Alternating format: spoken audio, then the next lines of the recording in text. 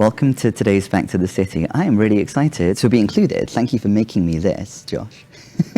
You're welcome. Welcome, Josh and Cassidy. You are representing a sunken ship Irony and Artificial Flowers. Yeah. And we're here today, dressed as we are, because you have an exciting collaborative show at the Brian Lake Ball on the horizon, coming up a week from today, next Thursday, June 29th. And it is Haunted Forest themed. Yes. Yes, it is. Let's begin by focusing a little bit on the sunken ship Irony and the sunken ship Irony aesthetic, and then kind of broaden out to how the aesthetic and some other features of this show have evolved from that. So we have, this is a mushroom, and there's a ghost. This is a ghost. It's a ghost, yes. Yeah. And this is one of 7 ghosts. It's one of 8. One of 8 ghosts. One of 8 Okay, ghosts. so there's 7 other ghosts. So this whole thing kind of started. I was diagnosed with cancer in the end of 2021, and I spent a lot of time thinking about being an organism that is facing the end of its life and what the experience of dying is. And I kind of obsessed over that for a very long time. And I was thinking about, like, you know, in nature, like a bug that's about to be stepped on by a child, like, feels a certain type of primal fear as their existence is being snuffed out. And I spent a lot of time thinking about that, and because I ended up in, like, a full-on, like, panic attack that I was that persisted for about 6 months, and my mental health was deteriorating, and I was like losing cognitive function. And things like that. And so I spent a lot of time just ruminating over the idea of death. And so when we wanted to bring these ideas to a stage, we thought very hard about the aesthetic of life versus death. And so we started with the black rose, which symbolizes death, and we paired it with a white rose, which symbolizes birth. And so we're creating a cycle of death and rebirth, which is why we built the flower crowns the way that we did, and then we carried that into our, we all wear stripes on stage, so we carried that into the stripes. Everything that's not striped that we wear is black, and we were kind of doing like initially we were going to do like a funeral theme, and so we're wearing like funeral attire, but then we have the stripes to break it up. And then we also play with like, we've got like the antlers, we've got like birds that we have on stage as well, and that was me thinking through, like, you know, the deer in headlights, or like, you know, a bird that's about to die. It's just like all of these different animals that are forced to accept their own fate, and they're dying. And the other thing that we do is we have a lot of like foliage on stage. So we've got like a lot of like ivy plants and things, and we even, you know, bring the ivy into the crowns, and then we have the ghosts that we have on stage as well. And so we're playing with that same dichotomy, which is, you know, this lush, vibrant life paired with like the afterlife. Absolutely. And so when we started thinking about how we can make this a bigger stage performance, like, the Haunted Forest kind of came out of that, with like all of the vibrant life, and then the ghosts.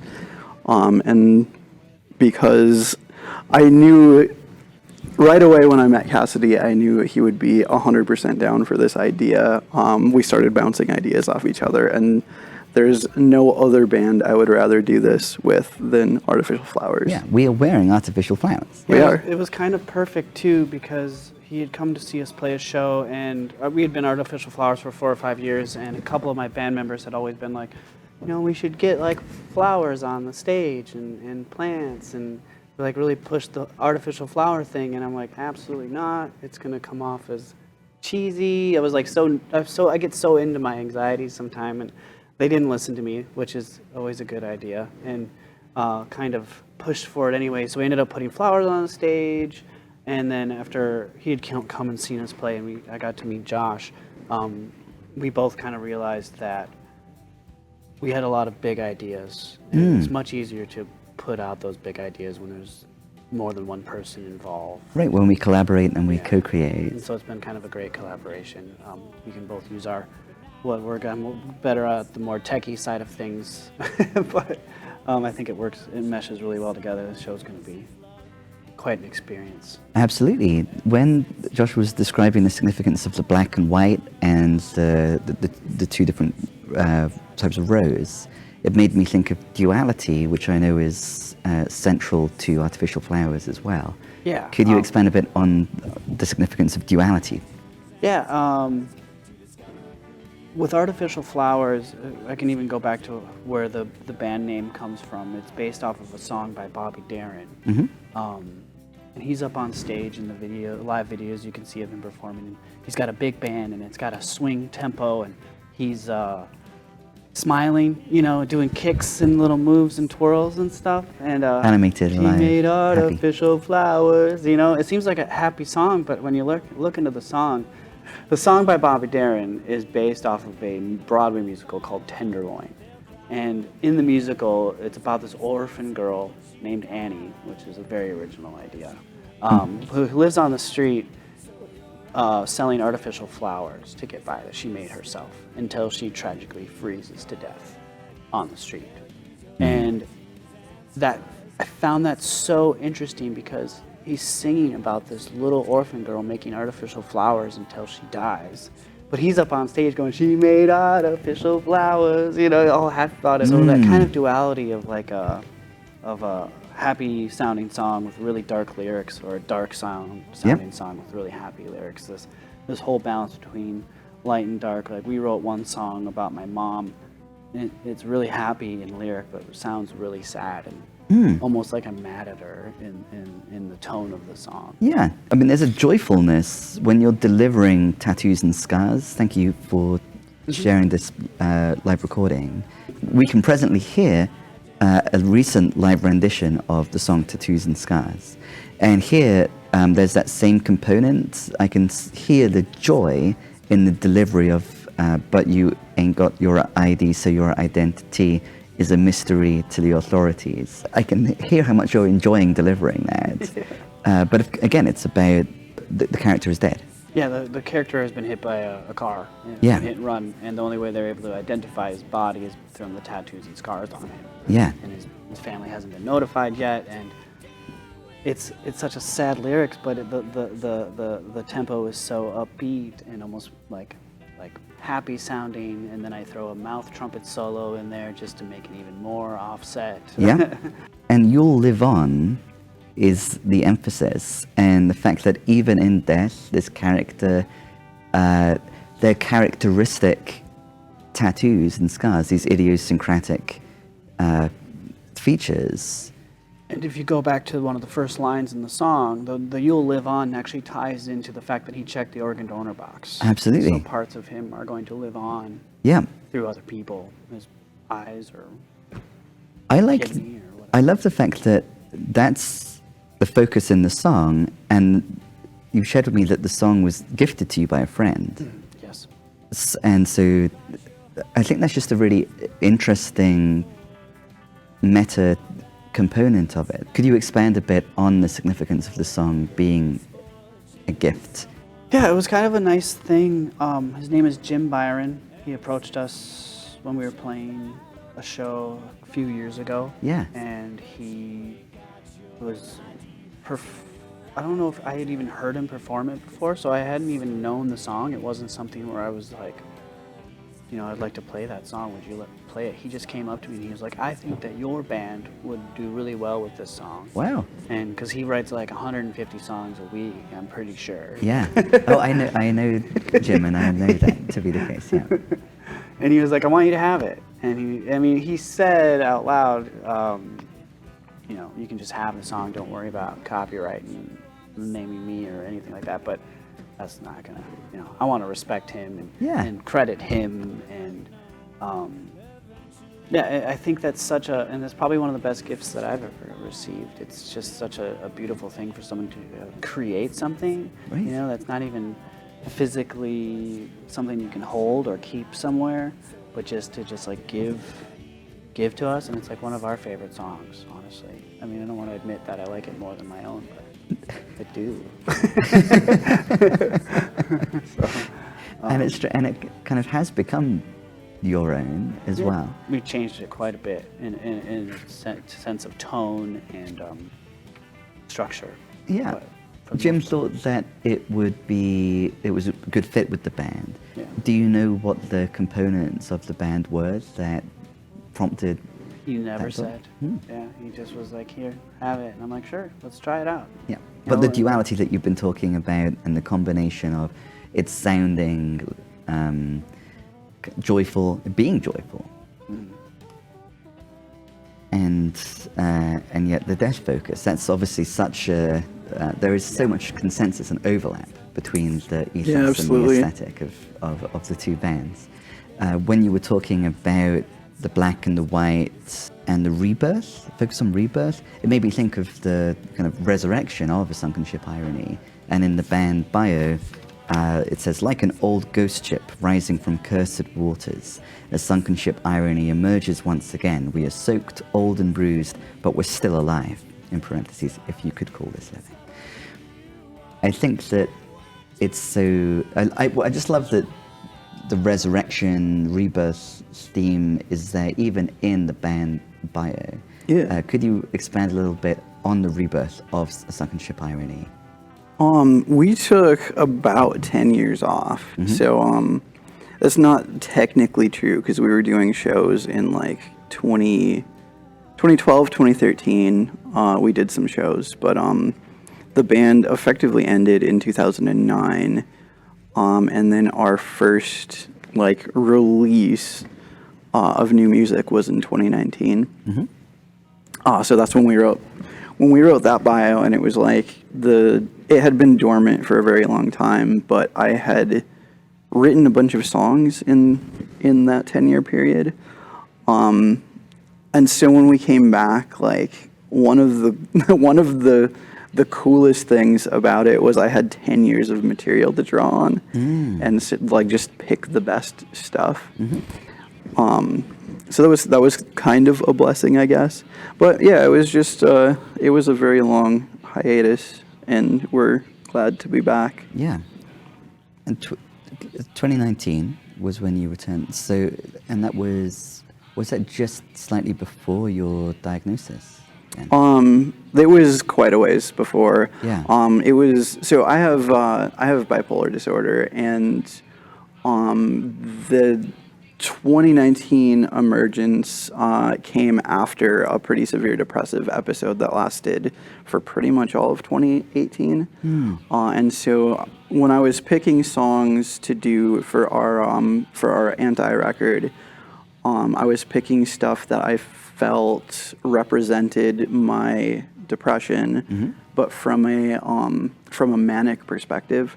So it's like a lot of what I do is because like the way that my bipolar cycle functions is it's not the standard way. It's like I typically experience a big depressive episode, and then I lift up into mania, and then I even out, which is backwards from what a lot of people experience.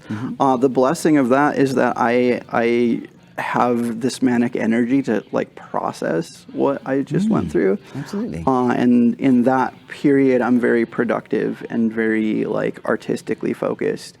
And so in that like post-depression mania, I was throwing together all these songs and you know making like that's essentially a punk rock record with an acoustic guitar, and it's all about depression. So it's very fast and manic, but like also singing about depression. And so that was, I guess that's another duality of the band as well.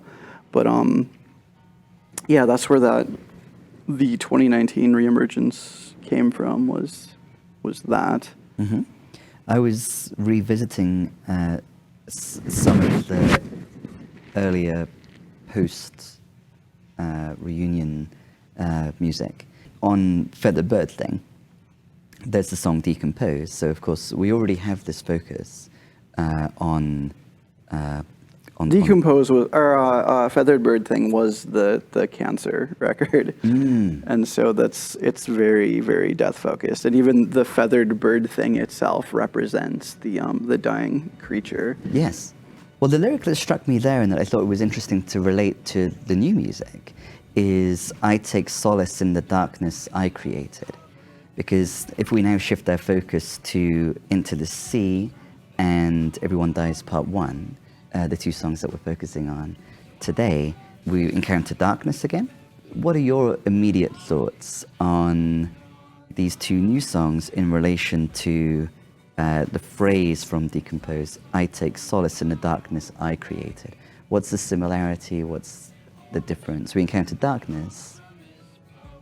I mean, that's like there's so much context there with just the way that I process like depression and grief and things.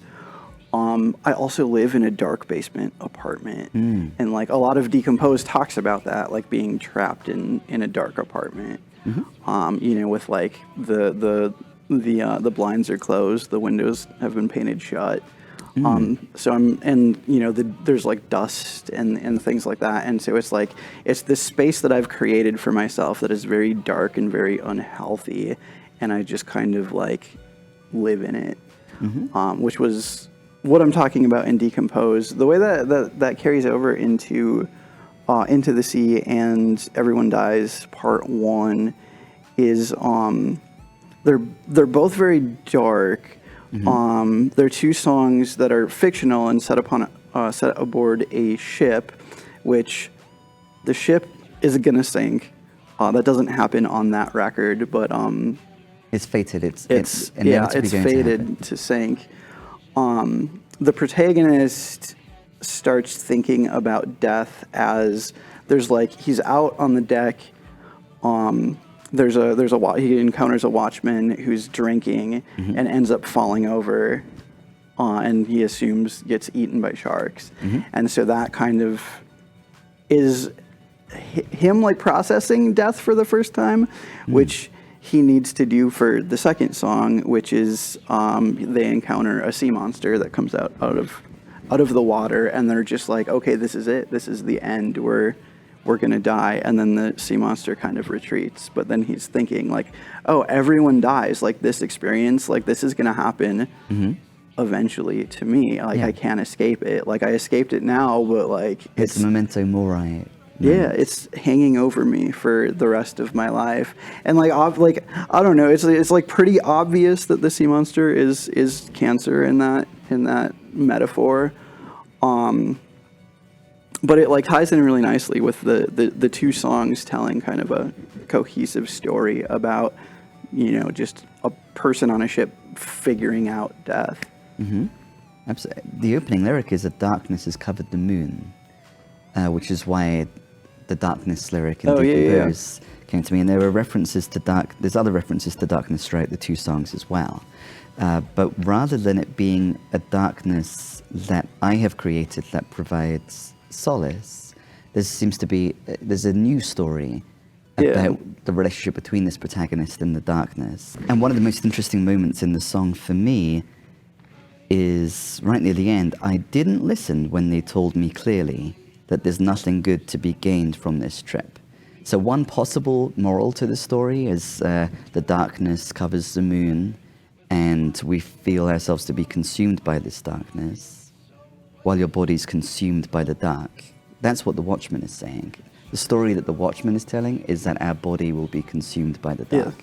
This darkness is all consuming, we'll be consumed by it. And I didn't listen though when they told me clearly that there's nothing good to be gained from this trip. So we've got the duality here. Like there's the absence of duality, perhaps in the Watchman's story. You're going to be consumed by the darkness, drink this, die. Yeah, that's the full story. Drink this; it'll make it easier. Right. It'll make the coldness a little less cold, and it'll make your head a little more fuzzy. And by contrast and juxtaposition, I dreamt of adventure with my heart full of love, and my pockets so weighted with gold. That's a really interesting shifting of, well, here's one story, one moral to the story, and I didn't listen to that, and this happened.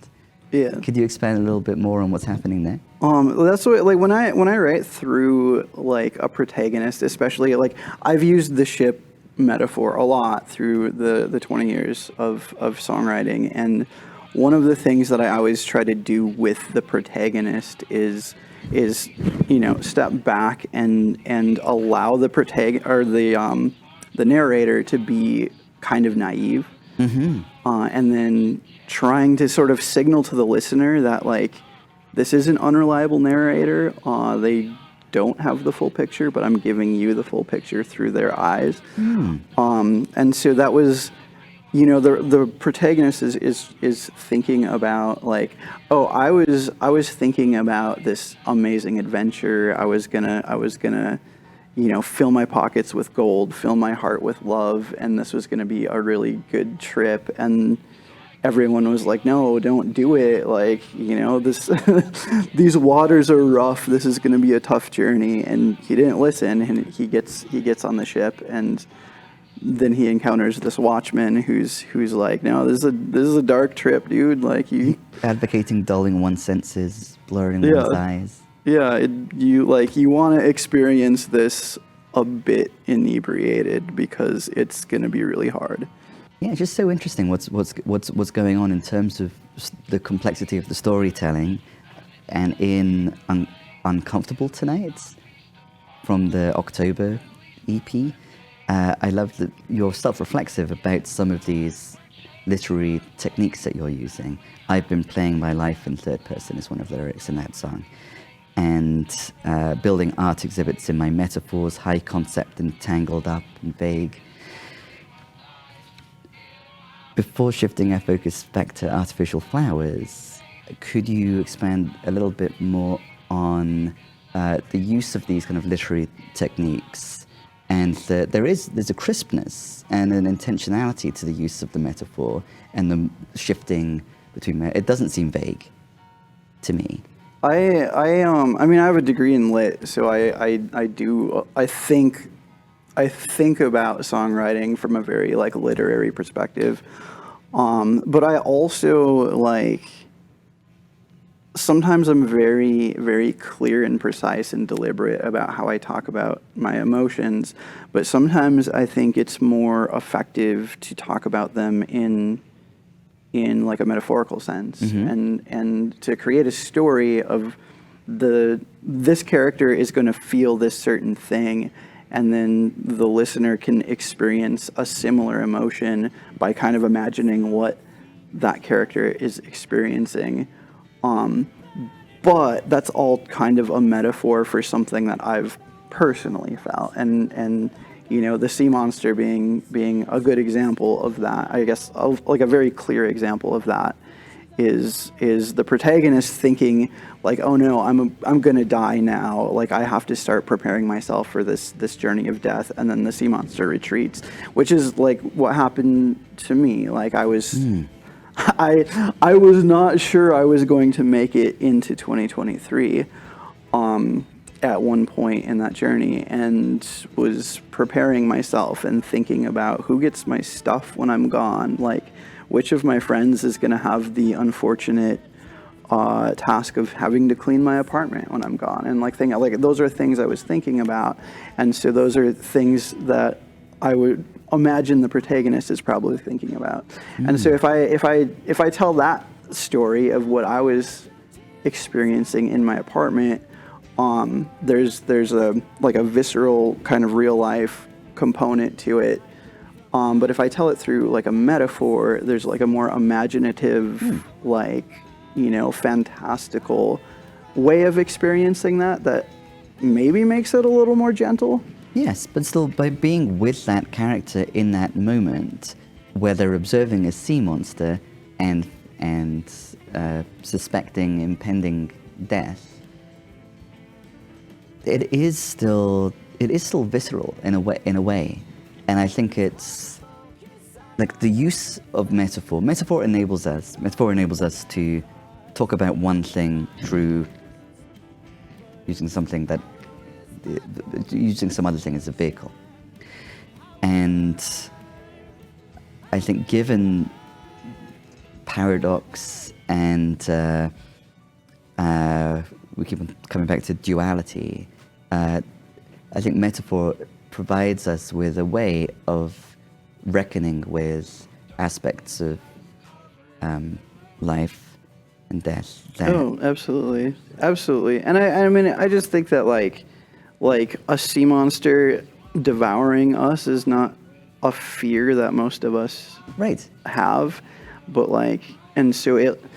But cancer is very real, and is something that a lot of people have experienced, or a lot of people have experienced like firsthand or secondhand, and like singing about it directly maybe conjures different things than you know the sea monster, because the sea monster doesn't have to be cancer. It can be some other disease. It can be being hit by a car. It can be, you know, it can be anything, and it's a lot broader than the singular experience that I had. And I could actually add a little bit to Yes. connect to that a little bit. Like Yeah, it's please. really kind of a nice experience to hear that all, because I did listen to the songs, but to hear that like talked about and explained. Being as I'm in recovery now, I've been in recovery for 5 years. From the point, like I personally have not experienced any closeness with death on myself or my being or my life. Where I was at risk of that, but I have experienced death secondhand a lot since like right before going into treatment and up until very recently. I've lost dozens of friends, whether to addiction, to cancer, or whatever. And one of the thoughts I had while you were describing this Watchman and him offering you the drink to help get you through that experience, I have to try to avoid that drink. I was the person standing behind before you're getting on the ship and going up, hey, can I get some of that too? I'm worried about him, and I don't want to feel worried about it. So I'm going to drink some of that as well. And that segs well to 5 to 9.